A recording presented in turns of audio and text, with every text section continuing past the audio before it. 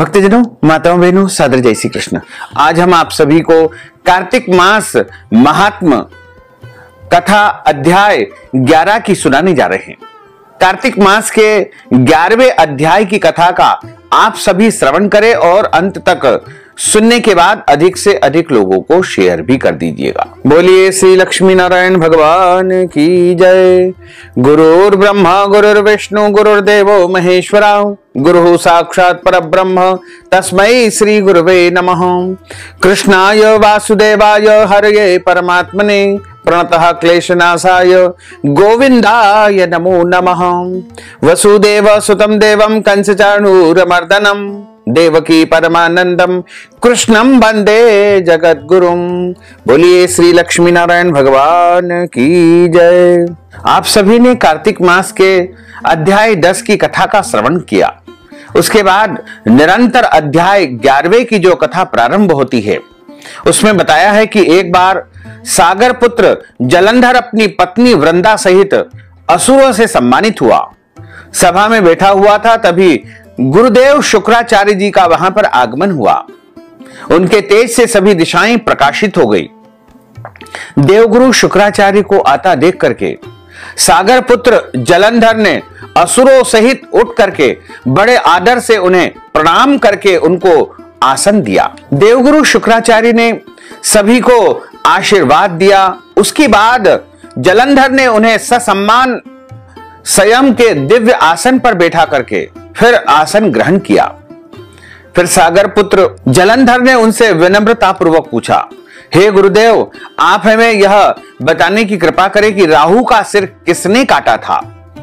इस पर दैत्य गुरु शुक्राचार्य ने विरोचन पुत्र हिरण्यकपिशु और उसके धर्मात्मा पौत्र का परिचय देकर देवताओं और असुरों द्वारा समुद्र मंथन की कथा संक्षेप में सुनाते हुए बताया कि जब समुद्र से अमृत निकला तो उस समय देव रूप बना करके राहु भी अमृत पान करने बैठ गया। इस पर इंद्र के पक्षपाती भगवान श्री हरि विष्णु ने राहु का मस्तक काट डाला। अपने गुरु के मुख से इस प्रकार के वचन को सुनकर के जलंधर के क्रोध की सीमा नहीं रही। उसके नेत्र लाल हो गए। फिर उसने अपने धस्मर नामक दूत को बुलाया और उसे शुक्राचार्य द्वारा सुनाया गया वृत्तांत सुनाया।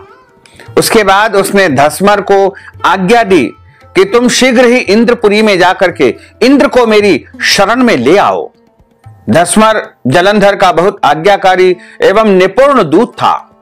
वह जल्द ही इंद्र की सुधर्मा नामक सभा में जा पहुंचा और जलंधर के शब्दों में इंद्र से बोला कि हे देवताधम, तुमने समुद्र का मंथन क्यों किया और मेरे पिता के समस्त रत्नों को क्यों ले लिया।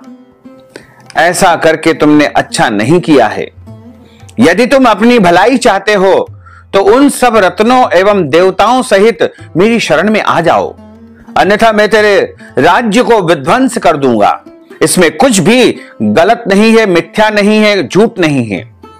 इंद्र बहुत विस्मित हुआ और कहने लगा कि पहले मेरे भाई से सागर ने सब पर्वतों को अपनी कुक्षी में क्यों स्थान दिया और उसने मेरे शत्रु दैत्यों की क्यों रक्षा की। इस कारण मैंने उनके सब रत्न हरण किए हैं। मेरा द्रोही सुखी नहीं रह सकता है, इसमें संदेह नहीं है। इंद्र की ऐसी बात सुनकर के वह दूत शीघ्र ही जलंधर के पास आया और सब बातें कह सुनाई। उसे सुनते ही वह दैत्य मारे क्रोध के अपने ओष्ठ को फड़फड़ाने लगा और देवताओं पर विजय प्राप्त करने के लिए उसने उद्योग करना आरंभ किया। फिर तो सब दिशाओं पाताल से करोड़ों करोड़ों दैत्य उसके पास आने लगे। शुंभ निशुंभ आदि करोड़ों सेनापतियों के साथ जलंधर इंद्र से युद्ध करने लगा। शीघ्र ही इंद्र के नंदन वन में उसने अपनी सेना उतार दी। वीरों की शंखध्वनि ध्वनि और गर्जना से इंद्रपुरी गूंज उठी। अमरावती छोड़ करके देवता उससे युद्ध करने चले गए। भयानक मार काट हुई। असुरों के गुरु आचार्य शुक्राचार्य अपनी मृत संजीवनी विद्या से और देवताओं के गुरु देवगुरु बृहस्पति द्रोणागिरी से औषधि ला करके उनको जीवित करते रहे। औषधियों के माध्यम से ऊर्जा प्रदान करते रहे। इस पर जलंधर ने क्रुद्ध होकर के कहा कि मेरे हाथ से मरे हुए देवता लोग कैसे वापिस जीवित हो रहे हैं। और जीवित करने वाली विद्या तो आपके पास है। इस पर शुक्राचार्य ने देवगुरु द्वारा द्रोणाचार्य से औषधि लाकर के देवताओं को जीवित करने की बात कह दी। यह सुनकर के जलंधर और भी कुपित हो गया। फिर शुक्राचार्य जी ने कहा कि यदि शक्ति हो तो द्रोणागिरी को उखाड़ करके समुद्र में फेंक दो, तब मेरे कथन की सत्यता प्रमाणित हो जाएगी। इस पर जलंधर कुपित होकर के जल्द ही द्रोणागिरी पर्वत के पास पहुंचा और अपनी भुजाओं से पकड़ करके द्रोणागिरी पर्वत को उखाड़ करके समुद्र में उसने फेंक दिया। यह तो भगवान शंकर का तेज था, इसमें जलंधर की कोई विचित्रता नहीं थी। ये सारी जो शक्ति उसके अंदर समाहित थी वो भोलेनाथ की, यानी देवाधिदेव महादेव की ही शक्ति थी। उसके बाद यह सागर पुत्र युद्ध भूमि में आकर के बड़े बड़े तीव्र गति से देवताओं का संहार करने लगा। जब द्रोणाचार्य जी औषधि लेने गए तो द्रोणाचल को उखड़ा हुआ शून्य उसने पाया। वह भयभीत होकर के देवताओं के पास आए और कहा कि युद्ध बंद कर दो, जलंधर को अब नहीं जीत सकोगे। पहले इंद्र ने शिव जी का अपमान किया था। यह सुनकर के देवता युद्ध में जय की आशा त्याग करके इधर उधर भाग गए। सिंधु सुत निर्भय होकर के अमरावती में घुस गया। इंद्र आदि सब देवताओं ने गुफा में शरण ली। बोलिए श्री लक्ष्मी नारायण भगवान की जय।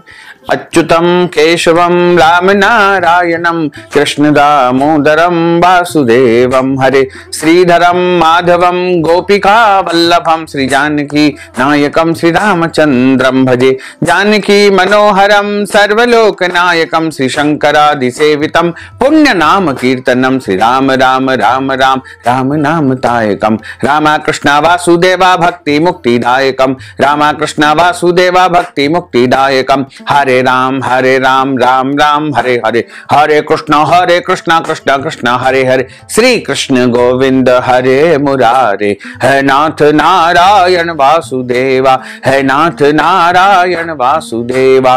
बोलिए श्री लक्ष्मी नारायण भगवान की जय। श्री वृंदावन बिहारी लाल की जय। गोपाल कृष्ण भगवान की जय। धर्म की जय हो, अधर्म का नाश हो, प्राणियों में सद्भावना हो, विश्व का कल्याण हो, सनातन धर्म की जय हो, गौ माता की जय हो, नगर बस्ती की जय हो, आज के आनंद की जय हो, कल के आनंद की जय हो, परसों के आनंद की जय हो, बरसों बरसों के आनंद की जय हो। ओम नमः पार्वती पते। हर हर महादेव हर। भक्तजनों, माताओं, बहनों, आप सभी से अनुरोध है कि इस ज्ञानवर्धक वीडियो को अधिक से अधिक लोगों को शेयर करिएगा, लाइक करिएगा, कमेंट करिएगा और यदि अभी तक आपने सब्सक्राइब नहीं किया है तो अभी और इसी समय सब्सक्राइब कर लीजिए ताकि इसी प्रकार की ज्ञानवर्धक वीडियो आपको सबसे पहले प्राप्त हो सके। आपको और आपके पूरे परिवार को सादर जय श्री कृष्ण, सादर धन्यवाद।